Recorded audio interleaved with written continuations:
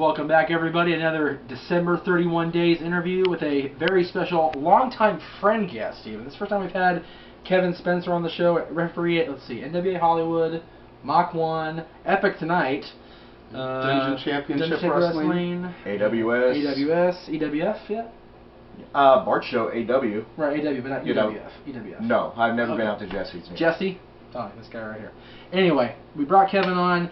We've been asking everybody when they come on the show this month, like, what is the backstory? What led Kevin down the road to being a professional wrestling fan and then getting into the business? Well, first of all, I just want to say thank you. It's a pleasure to be here. Yes. Being with you guys. Kevin's been a fan of the other show of mine I used to do for a number of years. We used to mark out with each other at Gorilla.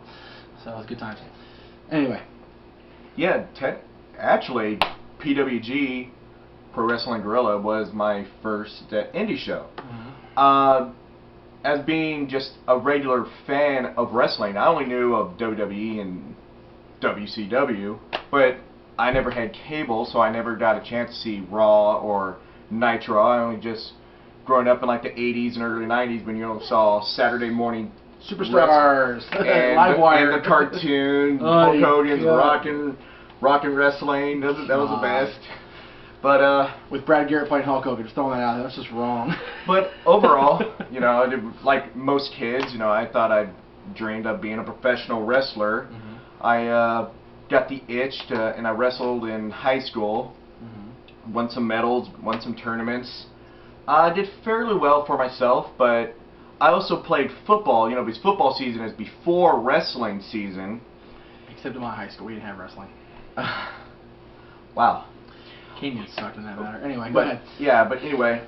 And then my senior year, I played football, and I sprained my ankle in pre-season.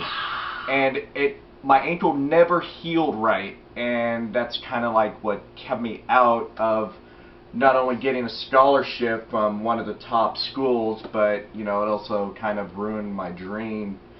I'm not knocking football. I love football. I love wrestling.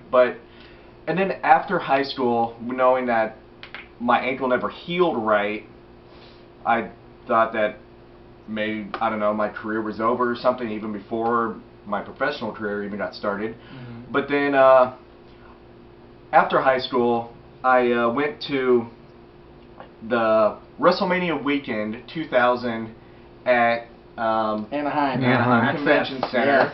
Yes. And that was the first time when I ran into the UPW guys. And they were interested. They were that weekend, weren't they? It was Bassman and and Miss Delicious, Looney Lane, and Real Storm. That's right. And just getting pictures with the girls. That was 11 years ago, isn't it? I feel old saying that. That's fucking ridiculous. It's freaking ridiculous. Sorry, my bad. PG audience today, kids. And I told Bitch Schwag and Big Schwag. Yeah, you know Schwag. I know Schwag. And some other guys were there, and I told them my backstory and my amateur, and they were really, really interested in me, and they wanted to have me go out to the wrestling school, and I looked at the numbers, and I was like, oh my God, they want how much to train? Well, the university was expensive. I remember that. But they were a big liaison to the WWE at the time, John Cena, Victoria, the list Samoa goes on Joe, Hardcore Kid. Yeah, Christopher Daniels, Frankie Kazarian. Amazing. I mean, I would have, if I would have had to drive, the money, my parents to help me out with the funding, I would have started off with all those guys. Yeah, seriously. But the thing is, I mean, if you don't have money, you need to have a drive in this business. And for me, I got lazy. Mm-hmm. And I just went job after job after job. And it's funny how I got into, how I discovered indie wrestling. My former neighbor, his kids were really, really big into wrestling. They were 8, 10, 12 years old, something like that. And we would go to the UPW shows. And, because even though I wasn't a student, I would still go to all those shows and all that stuff, and I would still talk to the guys, and I would still mark out, and I would still shake Prototype's hand, I would still shake Joe's hand, and all those guys. And I just felt bad because I couldn't train. But then years later, my neighbors took me to my first pro wrestling guerrilla show, and they said it was an indie show, and I was like, I didn't know what the indies were. And just out of curiosity, what was your first guerrilla show? Out of curiosity. Three Mendes. Oh my God. Yeah, and what kind of sold me on it was like, have you ever seen what was the battle royal, the ladders, chairs, and tables inside the steel cage, whatever they call it, the battle dome, or whatever it was, and that kind of sold me on that. And I didn't even know who these guys were. I didn't know who Joey Ryan was. I didn't know who B-Boy was. I didn't know who Quicksilver was. I didn't know who El Generico was. But you know now. And you if know you now. Don't know, YouTube them. Amazing. Seriously. T.J. Perkins, all those guys were there. And I just marked out. I fell in love with it. But the thing was, and it was funny how I actually met this man, was because we have a mutual friend. And I saw her in line, which is now his fiance, and I walked over to her and I go, "Hey, how you doing?" And she was like, "Oh my God!" And she introduced me to him, and we've hit it off ever since. And the rest is history. The rest is history. Yeah. But if it wasn't technically for my neighbors, I wouldn't have got the itch and a drive to actually sit down and want to rekindle my dreams, if you say, per se, of being a professional wrestler. Even though I would just go to Guerrilla Show every time, and that would be the only venue I would actually go, was PWG, and then like some other stuff, and then I went to Epic War and New Hall, and I would go out to EWF, I would go to Jesse's, but those were like the 3 shows I would actually know. And then I got more branched out, and the internet, I saw more and more venues, and more guys that I saw at PWG and saw on YouTube and stuff, and was really interested in seeing, as just being a huge fan. And then, I just got the drive and the itch to want to start training. And there was a flyer that was passed out at one of the guerrilla shows that Mach 1 Wrestling was starting up at a wrestling school in Anaheim. And 101, yep. And I lived in Westminster at the time, so I was like, oh, that's like a hop, skip, and a jump away from my house. So I started doing that, and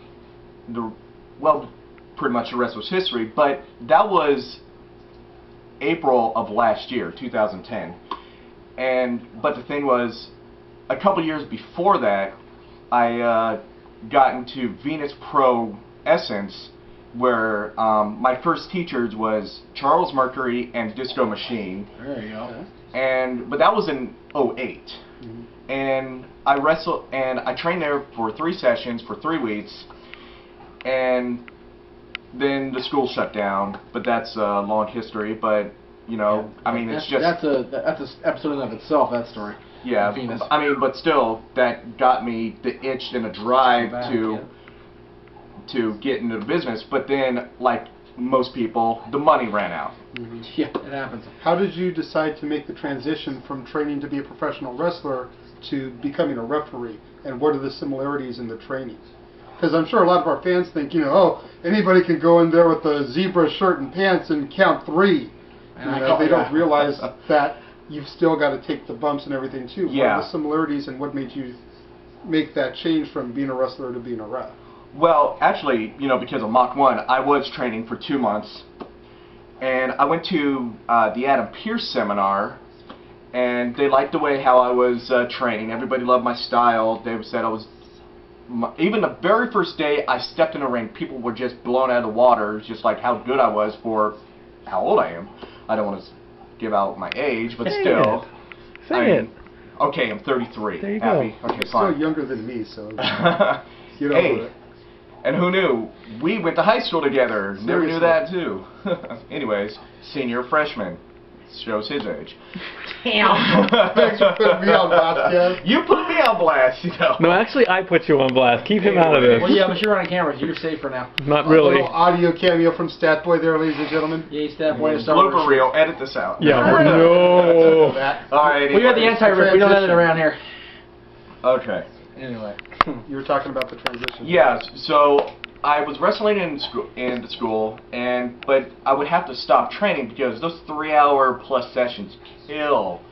And going back to my sprained ankle, my ankle never healed right, and I would have to stop because once the pain flares up, I have to stop because it hurts that bad.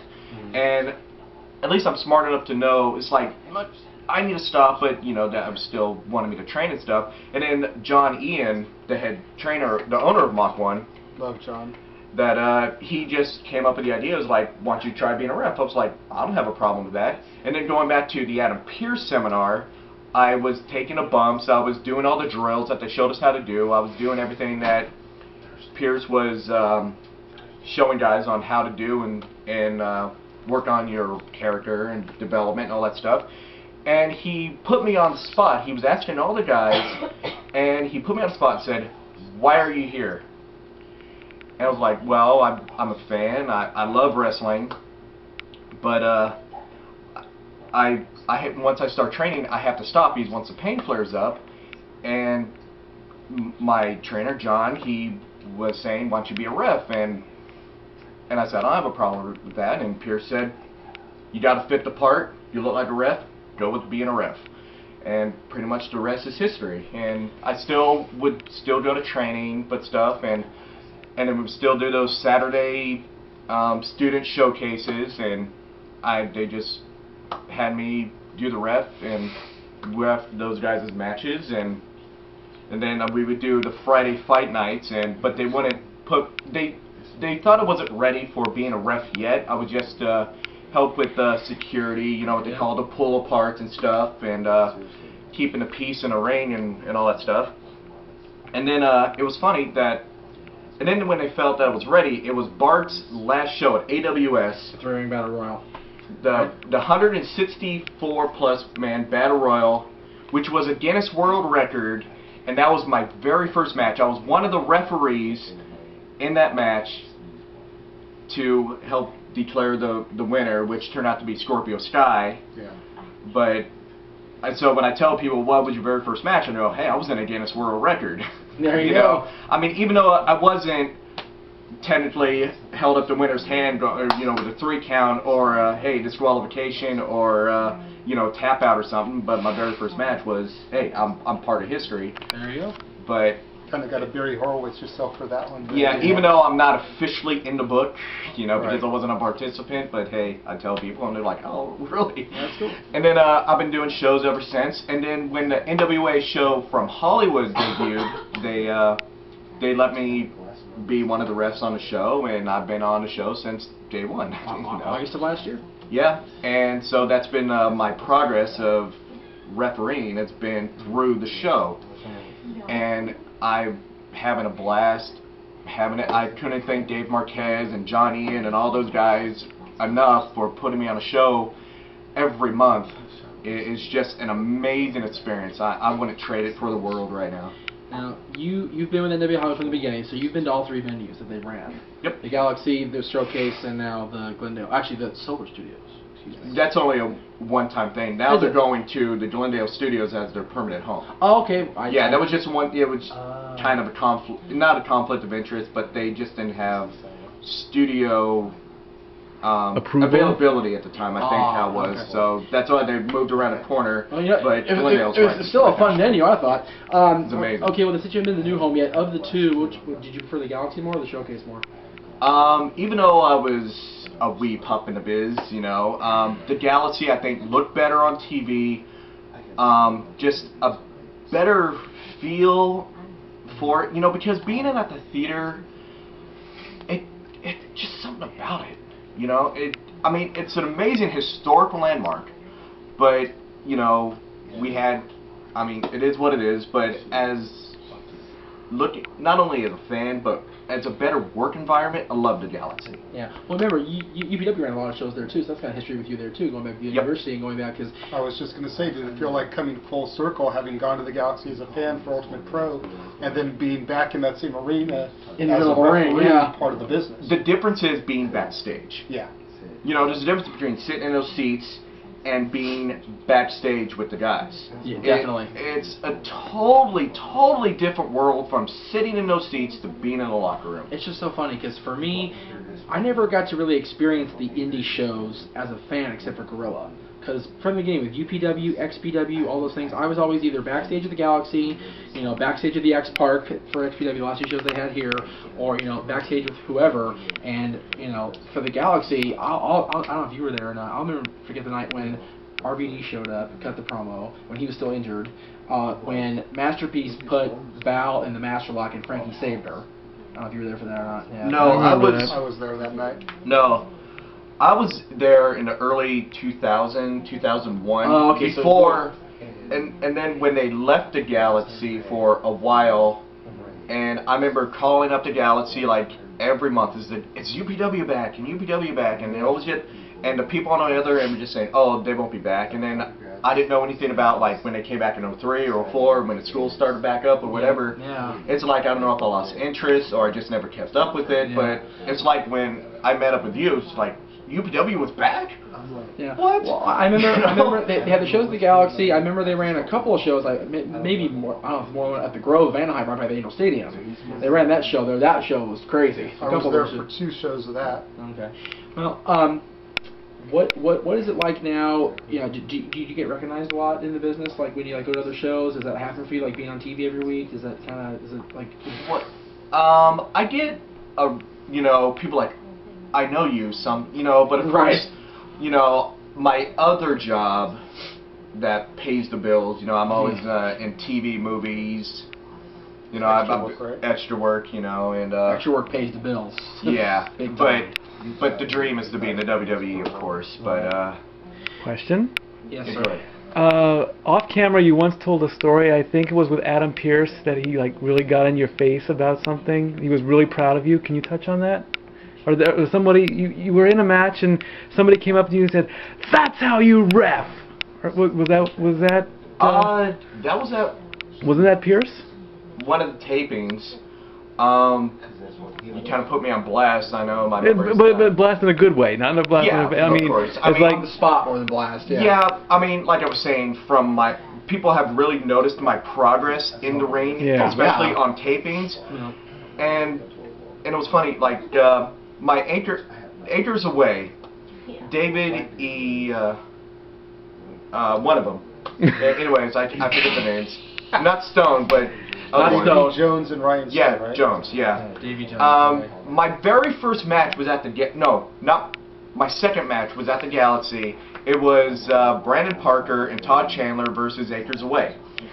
And David E. Jones, he just did not like me. I mean, I was still a young pup. I was just trying to get control of the match and all that stuff, and it just didn't look right on camera. But the match went off with a hitch. And then a couple months later, I repped another Anchors Away match, and he came up to me and he patted me on the back and said, and asked him, "So how did I do in your match?" And he goes, "Night and day, bro, night and day. It was just a complete 180. You've come a long way, and you've been repping how much? How long?" It was like, "Yeah, less than a year." And he was like, man, it was just amazing. Having known you as long as I have for back in the Gorilla days and things like that as a fan, I am just amazed. I talk about with you, with Rosenberg, all those guys. Like all my friends going on without me and having success in the business without me. I'm just a little internet dork. And I'm proud to be your guys' friends because you guys are doing. You guys are living the dream. Yeah. Rosenberg's doing the commentary, which I've always wanted to do. You're in the ring, which is not been the complete dream because I've always wanted to be a manager more than anything else. But it just amazes me how much you and Rosenberg and everybody else just blows me away every time you go in the ring and just. And you've got guys like Brandon Parker, who we remember as a fan at Gorilla. Yeah, seriously. Who's now out there, one of the hottest young tag teams in Hollywood every week on TV. Freaking calling him the little dragon and a gorilla because he wanted to be like Brian so much. It's hysterical. How does it feel for you being on the inside and watching guys like a Brandon Parker, who we knew when he was just a fan in the crowd, or a Willie Mack, and seeing what they've accomplished and being in the ring with them too now? It's like, hey man, remember when we were kicking it in line for 5 hours in front of Gorilla trying to get in? Now at the we're sweat on box TV together in the same ring. This is freaking awesome. Yeah, it's just amazing. And still, for being a ref, you're still a fan because you're not in the match per se, but you're still in the ring, but you're still watching these guys compete, but you got the best seat in the house. I was gonna say, is it ever hard for you to like stand back? Oh wait, I'm working here. Crap. 1, 2. It happens, you know, especially like one of the last shows. It was just like, I'm not gonna lie, I like kind of zoned off, and then somebody in the crowd just like, make the count. I was like, oh god. Yeah. You know? Yeah, I remember. You just get so in focus and intrigued with these guys' matches. You know, it's amazing. Yeah. Oh, I mean, for me, the ultimate, like, complete, like, Jeff is jealous of Kevin factor when you're refereeing NWA World Title matches.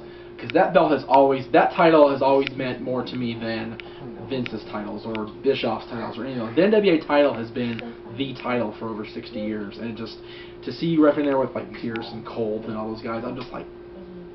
I was going to ask, you know, what has been your defining moment, if you can pinpoint one? I mean, wrestlers generally usually don't have, like, defining moments.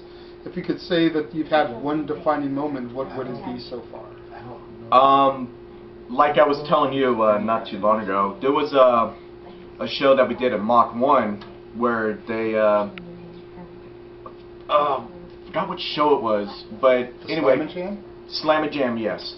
And the match was Johnny Goontime, which is one of my trainers at Mach 1, and Claudio Castagnoli, who was for the PWG belt. Oh, man. And after being a fan, for watching them for 3 years, being in that ring and holding up the PWG world title, I almost had tears in my eyes. That's freaking It was awesome. just an amazing feeling. It was like winning the title and then having to give it up.